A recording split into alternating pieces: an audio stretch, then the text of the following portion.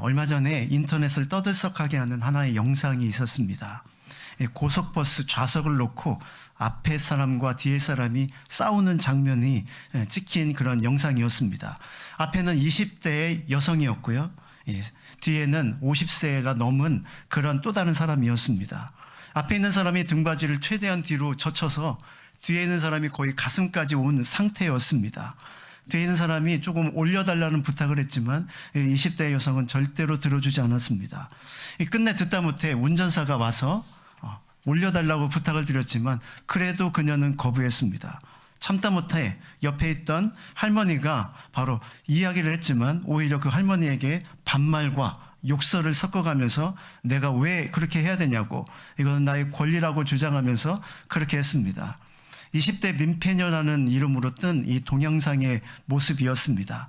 이 영상이 많은 사람들에게 공분을 일으켰죠. 물론 여기 이 사건에는 배경이 있다고 합니다. 그 전에, 이 사건이 있기 전에 앞사람과 뒷사람이 옥신각신 다투는 장면이 있었고, 이것 때문에 화가 나고 분노가 일어난 이 20대 여성이 화를 참지 못하고 이런 행동을 하게 된 것입니다. 누가 잘못인지 또 누가 더 큰 잘못인지를 우리가 사실은 나누자는 이야기가 아니라, 사실 우리가 인생을 살아가면서 이렇게 부당한 대우나 오해를 경험하고 힘듦을 경험하게 되면 우리는 참지 못합니다. 그리고 우리의 본성은 우리에게 이렇게 말하죠. 참지 마. 받은 대로 똑같이 갚아줘. 이렇게 우리의 본성은 끊임없이 외치죠. 많은 사람들은 이런 본성의 외침에 그대로 순종합니다. 이런 사람들은 상대방이 받을 상처와 아픔 따위는 생각하지 않습니다. 그저 내 마음의 감정의 해소만을 바로 집중할 뿐이죠. 사실 우리가 인생을 살아가면서 매 순간순간 이런 상처받는 일들과 내 마음을 바로 일으키는, 분노를 일으키는 여러 가지 일들을 겪게 되죠. 그런 삶을 살아가면서 우리에게 가장 필요한 것이 무엇일까요? 바로 인내라는 덕목입니다. 믿음의 삶을 살아가는 우리에게도 인내가 필요하죠. 여러분, 믿음의 삶을 살아가는 우리의 삶은 결코 드라마틱하지 않습니다. 우리는 기적을 기대하고 하나님의 기도의 응답을 기대하지만 우리 일상의 삶에서 기적은 쉽게 일어나지 않고 응답 또한 때로는 응답이 쉽게 일어나지 않는 우리의 현실을 우리가 마주하게 됩니다. 그도 그럴 것이 기적이 매일 일어난다면 그것은 더 이상 기적이 아니겠죠. 특별한 사건이기 때문에 기적일 것입니다. 그리스도인들은 기적을 쉽게 경험하지 못하고 일상의 나날을 살게 됩니다. 그런 일상의 나날을 살아가면서 우리에게 정말로 필요한 것이 무엇일까요? 그것이 바로 인내입니다. 기적이 아닌 인내로 믿음의 삶을 버텨내는 힘, 그것이 바로 그리스도인의 인생이죠. 근데 여러분, 이 인내가 얼마나 힘듭니까? 이런 유명한 예화가 있습니다. 어떤 사람이요, 자기가 참지 못하고 쉽게 분노하고 그리고 기다리지 못하는 자신의 성품을 알고 하나님 앞에 기도하기 시작했습니다. 이렇게 기도했습니다. 하나님, 저에게 인내의 마음을 주십시오. 주시되 속히 주십시오. 얼마나 앞뒤가 안 맞지 않습니까?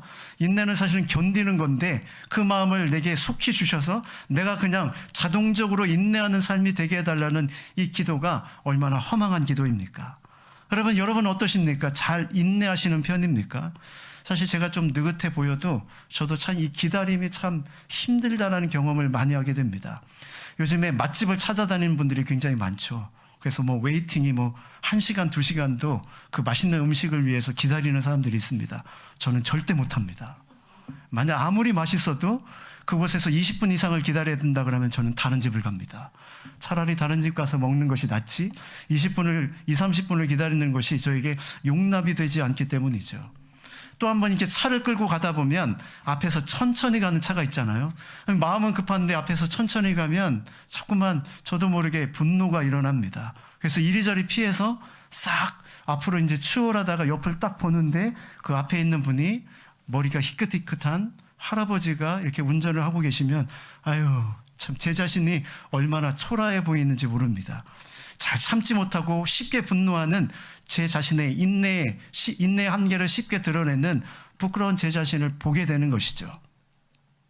사실 우리의 성격뿐만이 아니라 우리 사회가 점점 경쟁이 치열해지다 보니까 우리 마음이 점점 조급해집니다. 다른 사람은 막 뛰어갔는데 나는 걷고 있는 것 같고, 다른 사람은 뭔가 큰 성공을 이룬 것 같은데 나는 아무것도 가진 것이 없는 것 같은 내 삶을 바라보면서 자꾸만 내 인생에 조급증이 생기는 것이죠. 뭔가 해야 되지 않겠는가? 이런 조급증이 나를 자꾸만 압박해서 참지 못하게 하는 내 자신의 이 본성을 더욱더 자극하게 되는 것입니다. 성경은 이런 우리의 본성과 우리가 살아가는 삶의 현장을 너무나도 잘 알고 있는 것처럼 보입니다. 그래서 오늘 우리가 읽은 7절에서 11절에요. 무려 참는다, 기다린다라는 단어가 무려 6번이나 등장합니다. 어떤 학자는 이렇게 이야기를 했습니다. 우리 한 주간의 삶이 며칠이죠? 7일이잖아요. 월요일부터 토요일까지 우리의 모든 일상은 기다림과 인내의 시간이다. 그리고 하나님 앞에 나와서 안식을 누리는 그 딱 하루, 주일밖에 우리에게 참 평안이 없다라고 이렇게 이야기를 했습니다. 사실 우리가 이렇게 일상을 살아가면서 오래 참아내는 인내의 과정은 우리의 필수의 삶이지만 그것이 결코 쉽지 않다는 것을 보게 되죠. 근데 여러분, 야고보가 왜 이 인내를 강조할까요? 야고보서의 핵심 주제가 뭐였습니까? 성숙한 믿음이죠. 성숙한 믿음이 되려면 어떻게 해야 된다고요? 인내해야 된다라고 말씀하고 있는 것입니다. 여러분, 우리의 구원은 우리의 노력으로 된 것이 아닙니다. 오직 예수 그리스도께서 이루신 하나님의 구원의 은혜로 된 것이죠. 그러나 여러분, 은혜로 구원받은 우리가 믿음이 성장하고 자라기 위해서는 믿음을 붙잡고 끝까지 인내하는 인내가 반드시 요구된다는 것입니다. 이것은요, 야고보서 전체가 강조하고 있는 부분입니다. 야고보서의 첫 문을 딱 여는 순간 야고보는 인내를 이야기합니다. 그리고 야고보서를 닫는 지금 5장에 다시 인내를 이야기해요. 그래서 인내로 시작해서 성숙에 대해서 이야기하고 다시 인내로 마무리하는 것이 야고보의 전체 구조입니다. 한번 말씀 한번 볼까요? 2절부터 4절 말씀, 1장 2절부터 4절 말씀을 한번 같이 한번 보겠습니다. 시작. 너희가 여러 가지 시험을 당하거든 온전히 기쁘게 여기라. 이는 너희 믿음의 시련이 인내를 만들어내는 줄 너희가 알미라. 인내를 온전히 이루라. 이는 너희로 온전하고 구비하여 조금도 부족함이 없게 하려 함이라. 아멘. 당시 초대교회들은 핍박과 고난의 현장 가운데 있었습니다. 매일마다 바로 많은 어려움 가운데 있었죠. 그들의 삶에 기적은 일어나지 않았습니다. 고난은 계속됐고 힘든 삶의 연속이었죠. 그런 그들에게 야고보는 뭐라고 이야기합니까? 핍박과 고난 속에서도 오히려 기뻐하라. 그리고 인내로서 너희 믿음을 끝까지 지키라 라고 우리에게 도전해주고 있는 것이죠. 고난은 면제되지 않고 기적은 일어나지 않지만 그러나 우리는 믿음으로 인내하며 세상을 이기는 진정한 승리자가 될 수 있다는 것입니다. 이것이 요한복음 16장에 예수님께서 우리에게 주신 말씀이기도 했죠. 너희가 세상에서 환난을 당하나 담대하라. 내가 세상을 이기었노라. 승리하신 주님의 뒤를 쫓는 우리는 고난과 환난 속에서도 반드시 승리할 수 있다는 것입니다. 이 믿음을 가지고 우리가 살아가는 삶의 현장이 비록 드라마틱하지 않더라도 일상을 살아내는 우리의 인내가 결국 아름다운 열매를 맺게 한다. 그것이 바로 우리의 성숙의 과정이다라고 이렇게 말씀하고 있는 것입니다. 오늘 우리는 이 인내를 다시 한번 살펴보기를 원합니다. 특별히 야고보서는요, 이 마지막 부분에서 인내에 대해서 강조하면서 3가지 모델을 우리에게 제시해주고 있습니다. 이 3가지 모델을 통해서 인내가 전장으로 어떤 모습인가, 우리가 어떤 인내의 삶을 살아가는지를 우리에게 알려주고 있는 것이죠. 그 첫 번째가 7절에 등장합니다. 7절 말씀 한번 같이 한번 읽어보죠. 시작. 그러므로 형제들아, 주께서 강림하시기까지 길이 참으라. 보라, 농부가 땅에서 나는 귀한 열매를 바라고 길이 참아 이른 비와 늦은 비를 기다리나니. 기다림의 삶을 살아가는 우리는 마치 뭐와 같다는 것입니까? 농부와 같다라고 이렇게 말씀하고 있습니다. 좋은 열매를 거두기 위해서 수고하고 인내의 시간을 보내는 농부, 그것이 바로 우리 그리스도인의 삶이라는 것입니다. 우리는 영적인 농부입니다. 농부는 씨를 뿌리는 자이고 곡식을 가꾸는 자이죠. 그리고 그 모든 시간들을 열매를 거둘 때까지 인내로 시간을 채워가는 자가 농부이기도 합니다. 그가 그렇게 인내하는 이유가 무엇입니까? 열매를 기대하기 때문이죠. 그래서 여러분, 인내를 하면서 우리가 첫 번째로 기억해야 될 것은 인내는 설레임의 과정이라는 것입니다. 인내는 힘들고 고통스럽고 어려운 과정이 아니라 열매를 기대하는 설레임의 시간들, 그 설렘의 시간들을 보낼 때 우리가 약속하신 귀한 열매를 거두는 진짜 믿음의 사람이 될 수 있다는 것입니다. 놀라운 것은요, 지난주에 말씀을 드렸던 악한 부자들과 정반대의 삶이 농부의 삶입니다. 여러분, 악한 부자들은 어떻습니까? 절대로 인내하지 않습니다. 갖고 싶은 것 갖고요, 즐기고 싶은 것 즐깁니다. 쌓아놓고 자신의 향락과 기쁨을 위해서 자신의 재산을 소모하죠. 그러나 이것이 악한 세상 사람들의 모델입니다.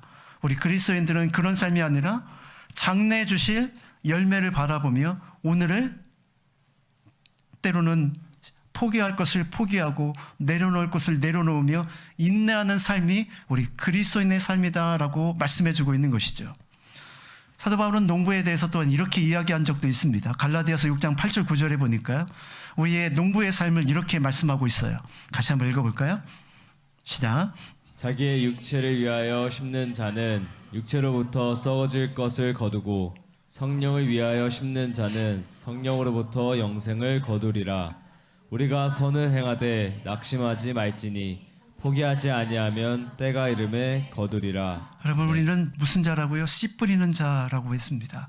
우리가 지금 뿌리고 있는 씨가 나중에 열매를 맺게 될 터인데, 중요한 것은 어떤 씨를 뿌리고 있냐는 것이죠.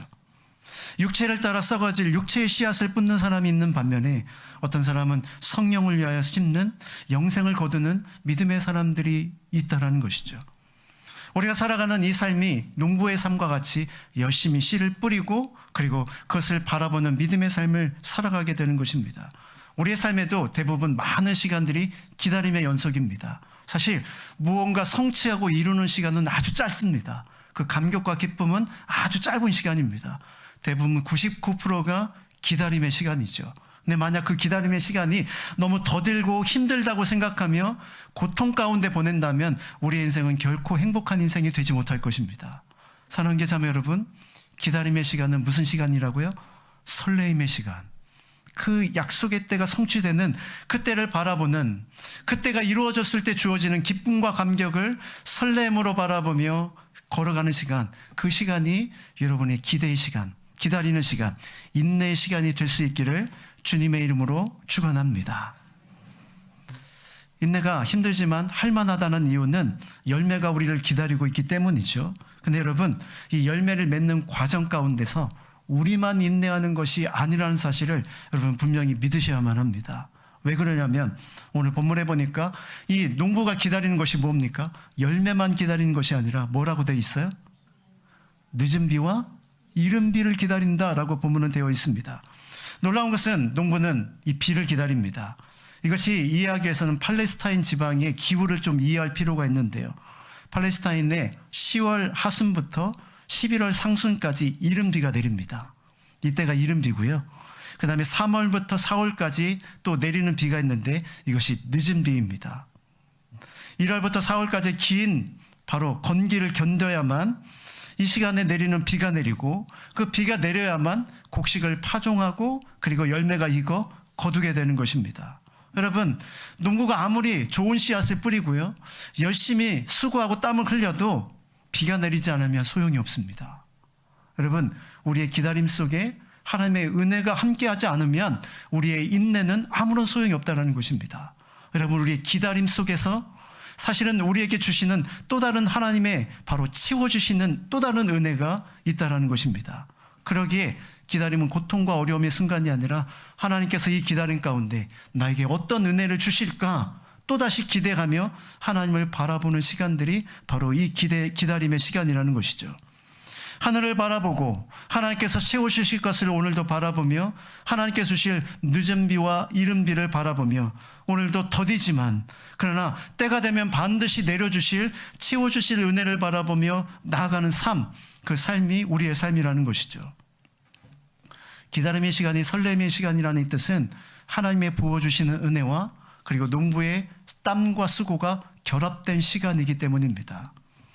하나님이 만약 많은 은혜를 주셔도 농부가 씨를 뿌리고 가꾸지 않으면 또다시 소용이 없습니다. 이 두 가지가 함께 모였을 때 바로 거기에 아름다운 열매를 기대할 수 있게 되는 것이죠.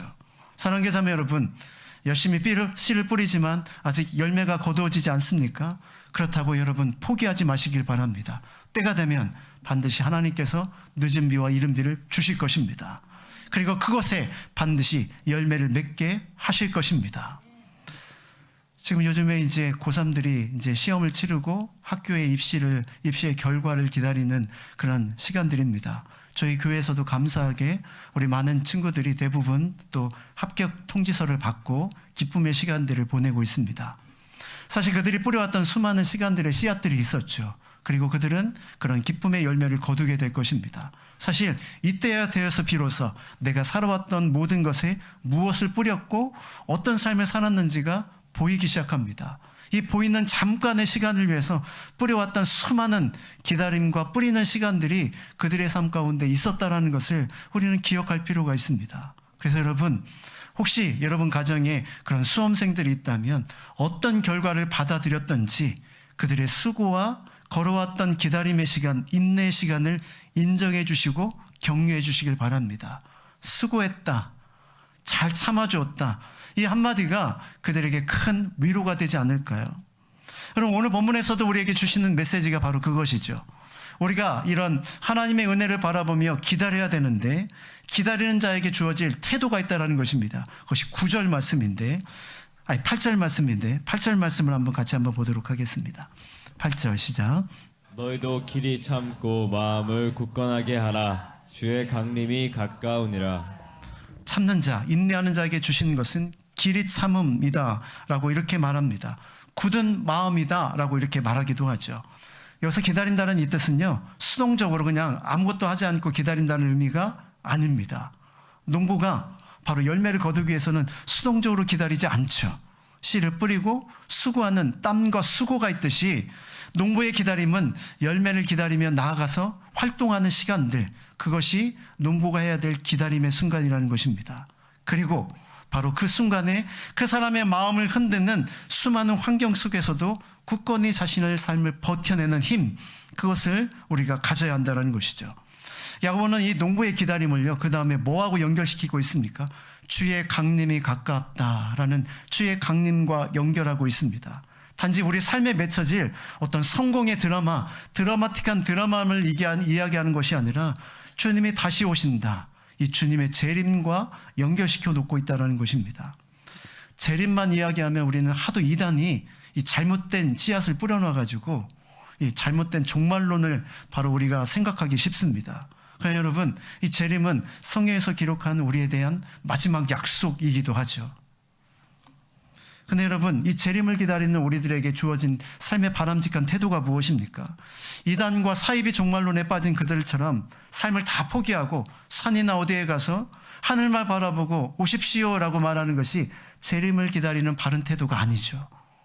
재림을 기다리는 바른 태도는 내게 맡겨주신 삶의 자리에서 믿음의 삶을 끝까지 인내함으로 살아내는 것입니다. 우리는 주님의 재림을 나의 삶의 터전에서 맞이하게 될 것입니다. 내가 살아가는 직장에서, 때론 내가 활동하는 우리의 가정에서, 내가 신앙생활하는 삶의 터전에서 주님이 오신다면 그 일터에서 우리는 주님을 맞게 될 것입니다. 그때 땀 흘려 수고하는 자에게 주님의 재림은 기쁨과 즐거움이 될 것이죠.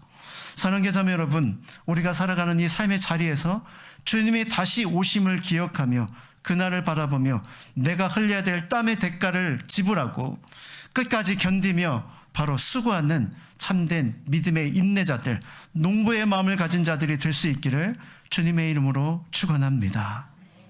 두 번째 모습은요, 오늘 본문의 9절과 10절을 통해서 선지자를 통해서 우리에게 보여줍니다. 근데 재밌는 것은 이 인내의 삶을 살아가는 자들에게 해야 될 긍정적인 태도가 8절에 나오고요, 인내의 삶을 살아가는 자들에게 반드시 극복해야 될 부정적인 또 다른 요소가 우리에게 있음을 보여줍니다.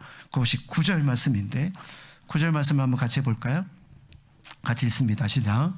형제들아, 서로 원망하지 말라. 그리하여야 심판을 면하리라. 보라, 심판주가 문 밖에 서 계시니라. 인내하는 사람들이 빠지게 되는 함정 하나가 있는데 그것이 뭐라고요? 원망이라고 했습니다. 그래서 원망은요, 한숨 쉬다, 신음하다, 원한을 품다, 탄식하다라는 의미를 가지고 있습니다. 사실 오늘 본문에서 말하는 이 원망은요, 개인적인 그냥 넋두리가 아니라 누군가에게 말을 통해서 그 사람에게 영향력을 미치는 것을 의미합니다. 자신의 개인적인 탄식이 아니라 타인에게 원망을 쏟아내어 그 사람도 그 원망에 빠지게 만드는 것, 그것을 의미하고 있는 것이죠. 참다 못해서 내게 있는 힘듦을 쏟아내는 것뿐만이 아니라 그 책임을, 그 화를 누군가에게 뒤집어 씌우고 책임을 누군가에게 전가하는 것입니다. 이스라엘 백성들이 광야 생활에서 가장 잘 보여줬던 모습들이 바로 이 모습이죠. 구원받아 날마다 하나님의 은혜와 기적을 경험하면서도 그들이 가장 많이 했던 것은 원망이었습니다. 사도 바울은 고린도전서 10장에서 바로 그들의 원망의 모습을 이렇게 말씀하고 있습니다. 10장 10절, 그들 가운데 어떤 사람들이 원망하다가 멸망시키는 자에게 멸망하였나니 너희는 그들과 같이 원망하지 말라. 그들은 원망하다가 하나님의 약속의 땅 가나안 땅에 들어가지 못했죠. 그들이 원망이 그 모든 것의 결과였습니다. 힘든 환경이 생기자 모든 책임을 모세에게 전가시켰죠. 구원의 감격, 하나님의 은혜로 출애굽했지만 힘들어지자 왜 우리 가만히 있는 우리를 그 애굽에서 건져냈냐, 오히려 모세에게 이렇게 원망하며 책임을 돌립니다. 애굽에서는 우리가 많은 좋은 것을 먹었는데 왜 이 척박한 땅에서 우리에게 이 만나 같은 것만 먹게 하느냐, 이렇게 불평하며 원망하기도 하죠.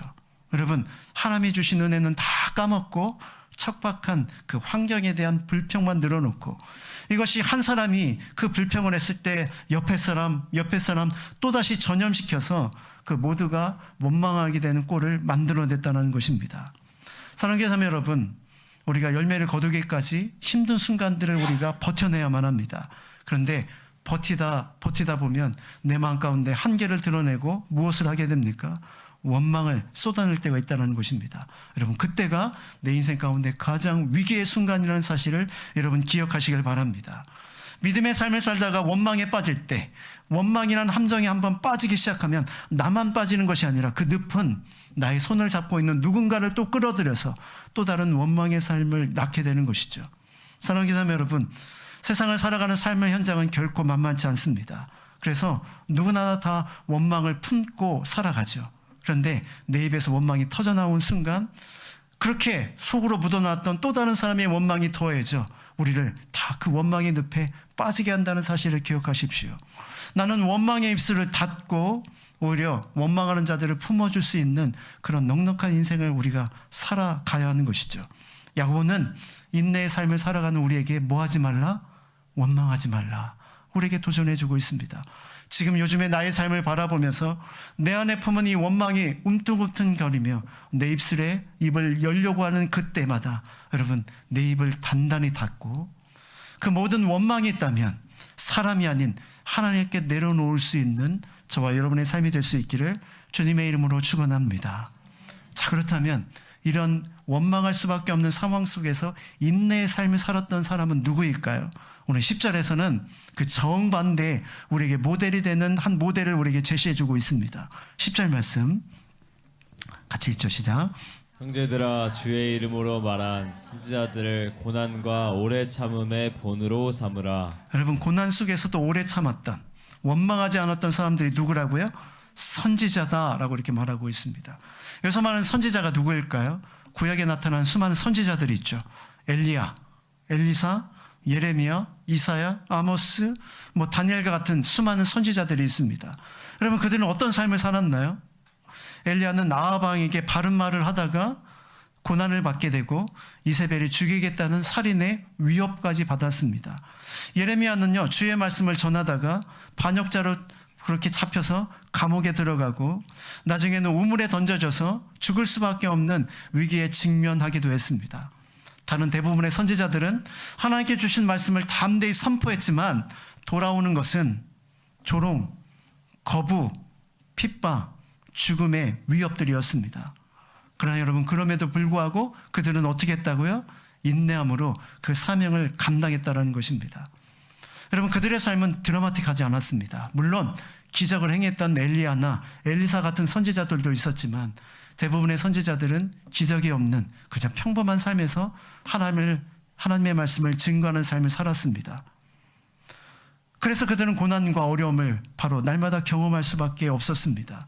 그런 그들이 어떻게 이런 위협과 핍박 속에서도 그들이 원망하지 않고 하나님의 말씀을 전할 수 있었을까요? 그것은 하나님께서 자신에게 맡겨주신 사명이자 하나님께서 나를 부르셨다라는 믿음의 확신 때문이었습니다. 여기에 하나 더 영혼을 사랑하는 마음이 그들 가운데 있었기 때문입니다. 돌을 던지고 핍박하는 그들일지라도 하나님의 말씀을 거부하면 하나님께서 만들어 놓으신 지옥에 갈 수밖에 없는 그들의 운명을 기억하며 그들을 말씀으로 깨워 하나님 나라로 이끌고자 하는 그 사랑이 그의 사명을 내려놓지 않게 하는 또 다른 이유였다는 것입니다. 여러분, 우리가 드라마틱하지 않는 인생을 살아가면서 우리에게 반드시 있어야 될 것이 바로 이 영혼에 대한 사랑의 마음일 것입니다. 여러분들이 자녀들을 키우고 양육하다 보면 제일 많이 느끼는 것이 무엇입니까? 우리는 자녀들을 바르게 교육해야만 자녀들이 바르게 성장한다고 믿습니다. 그러나 여러분, 우리가 열심히 교육해도 자녀들은 그 교육대로 다 살아가지 않죠. 왜 이렇게 말을 안 듣는지 모르겠습니다. 근데 여러분, 그 아이들, 나의 교육이 아니라 그 아이들이 성장하고 자라는 가운데 가장 필요한 것이 무엇일까요? 사랑으로 품고 기다려주는 것입니다. 더 많은 시간은 사실은 우리의 교육이 아니라 기다림의 시간, 사랑으로 품어주는 그 시간이 결국 그 아이를 변화시켜 새롭게 만들어가는 것이죠. 여러분, 하나님이 우리를 대하는 사랑의 방식도 그런 방식이지 않습니까? 우리를 향한 하나님의 인내와 사랑이 우리의 삶을 변화시켜 나간다는 것입니다. 사랑하는 형제 자매 여러분, 사람들을 바라보면 실망할 수밖에 없습니다. 자녀들을 바라보면 낙심할 수밖에 없고요. 기다림의 한계가 드러날 때도 많습니다. 그러나 여러분, 그때마다 나를 품으시는 하나님의 사랑을 기억하십시오.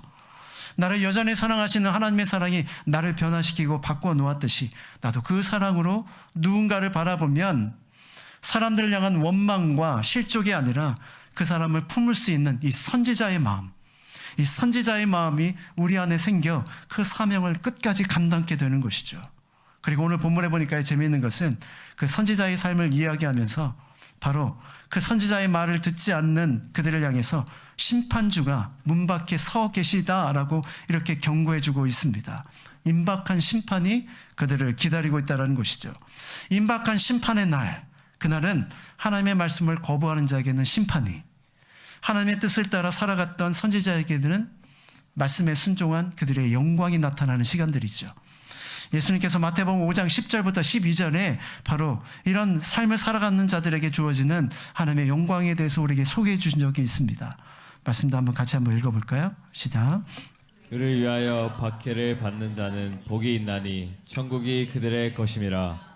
나로 말미암아 너희를 욕하고 박해하고 거짓으로 너희를 거슬러 모든 악한 말을 할 때에는 너희에게 복이 있나니 기뻐하고 즐거워하라. 하늘에서 너희의 상이 큼이라. 너희 전에 있던 선지자들도 이같이 박해하였느니라. 아멘. 어려운 시대 살아가며 말씀을 증거했던 선지자들, 그들에 비하면 우리의 삶은 아무것도 아니지만 우리도 제대로 된 믿음의 삶을 만약 산다고 한다면 우리 삶에는 반드시 어려움이 있을 것입니다. 왜 너만 그렇게 살아? 뭐 그렇게 힘들게 살아? 적당히 타협하며 살아가라는 수많은 세상의 소리들이 우리의 삶을 유혹할 것입니다. 그러나 여러분, 선지자로 부르심을 받은 그들이 결코 세상과 타협하지 않았듯이 믿음의 삶을 살아가는 우리도 결코 세상과 타협할 수 없습니다. 왜냐하면 그 삶이 지금 우리에게는 힘듦의 삶이지만 그러나 장차 하나님 앞에 갔을 때에는 영광으로 돌아올 것을 믿기 때문이죠. 의를 위하여 박해받는 자는 복이 있나니 천국이 저들의 것임이라.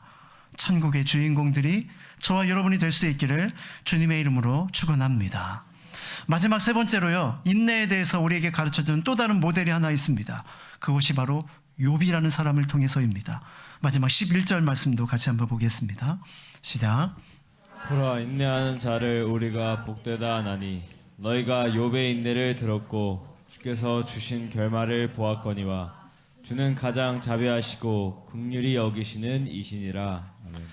야고보는요, 이 인내의 끝판왕으로, 세상 말로 끝판왕으로 누구를 들고 있습니까? 욥을 들고 있습니다. 여러분, 욥의 이야기를 잘 아시죠? 욥은 어떤 사람입니까?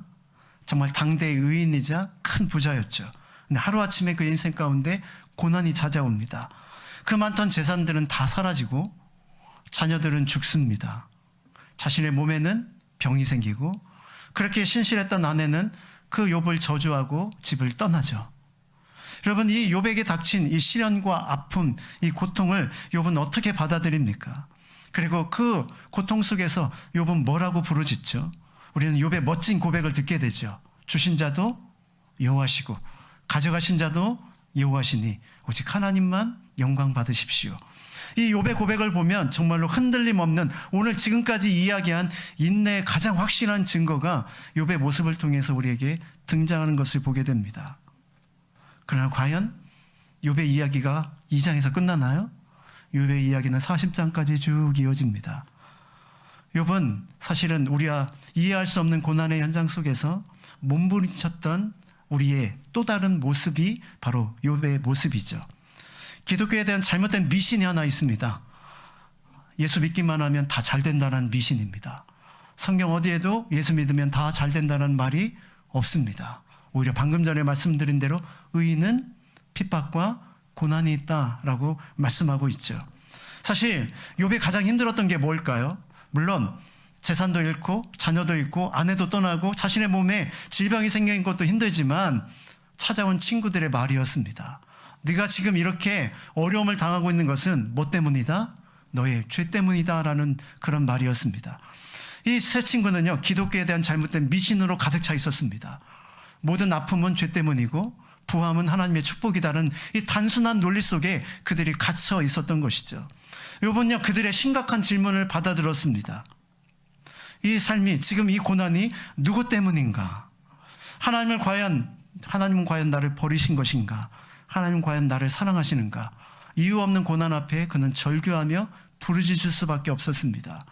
이런 욥의 이런 질문에 대한 욥의 반응은 무엇이었습니까?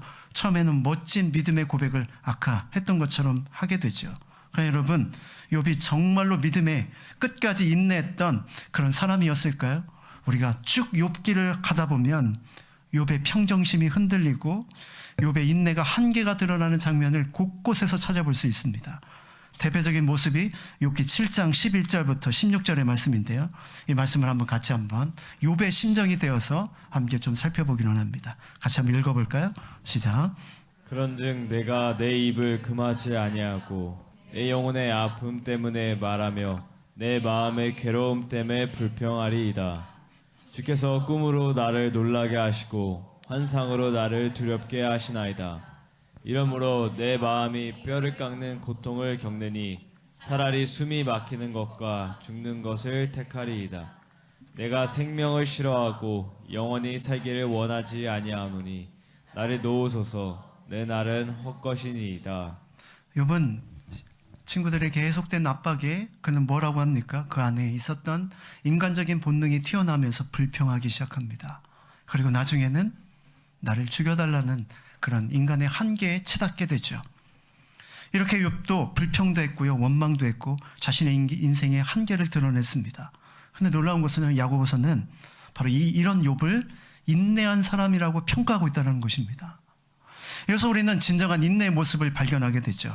인내는요, 큰 어려움과 시련, 이해할 수 없는 고난이 내 인생에 찾아왔을 때 정말 아무런 흔들림도 없이 그래 하나님께서 하실 거야 라고 이렇게 서 있는 그런 모습이 아니라 때로는 욥처럼 흔들리기도 하고 불평도 하고 원망도 하지만 그러나 그런 모든 상황 속에서도 여전히 일하시는 하나님에 대한 신뢰를 꺾지 않고 끙끙거리며 신음하면서도 믿음을 포기하지 않는 삶을 살아가 마침내 그 시간들을 바로 인내로 채워가는 삶.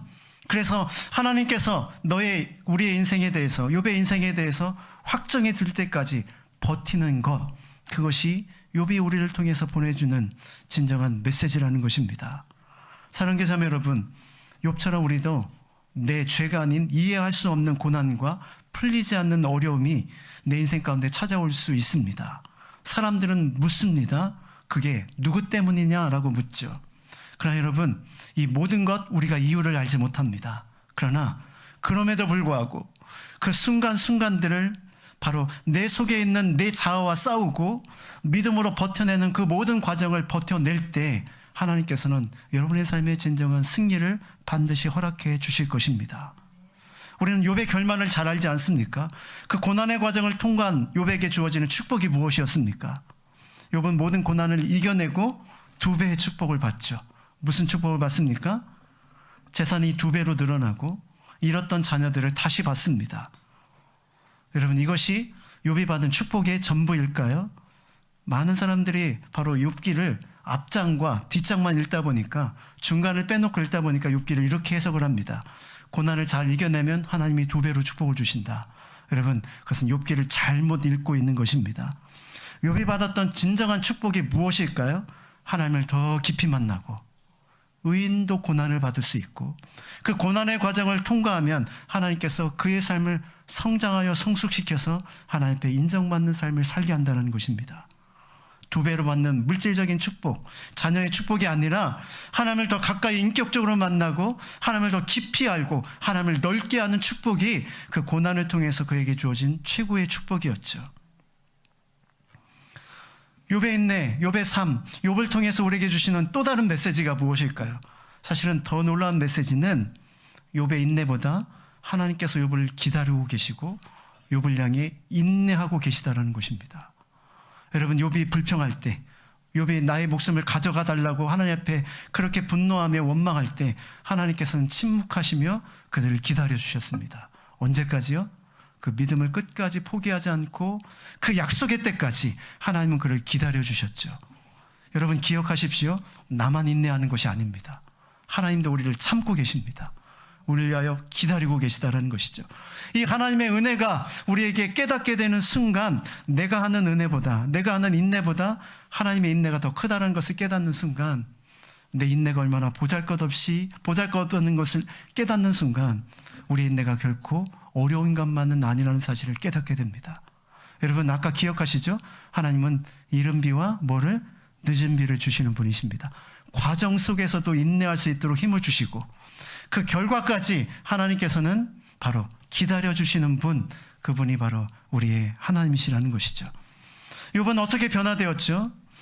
그의 중간에 고백이, 이런 고백이 나오죠. 내가 나의 가는 길을 그가 하시나니 그가 나를 단련하신 후에 어떻게? 내가 옛날에는 정금, 요즘의 성경에는 순금같이 되리라. 욥이 받았던 축복이 바로 그것이죠. 여러분, 모든 더러운 것들이 다 떨어져 나가고 정결한 순금처럼 되는 그런 축복이 바로 욥이 받은 축복이었습니다. 사랑하는 자매 여러분, 우리 안에 이런 인내 과정을 통해서 맺혀지는 하나님을 깊이 경험하고, 그리고 어떤 상황 속에서도 또 다른 고난이 올지라도 그 약속의 말씀을 붙잡고 견딜 수 있는 힘, 그 힘을 가진 성숙한 믿음의 사람이 될 수 있기를 주님의 이름으로 축원합니다.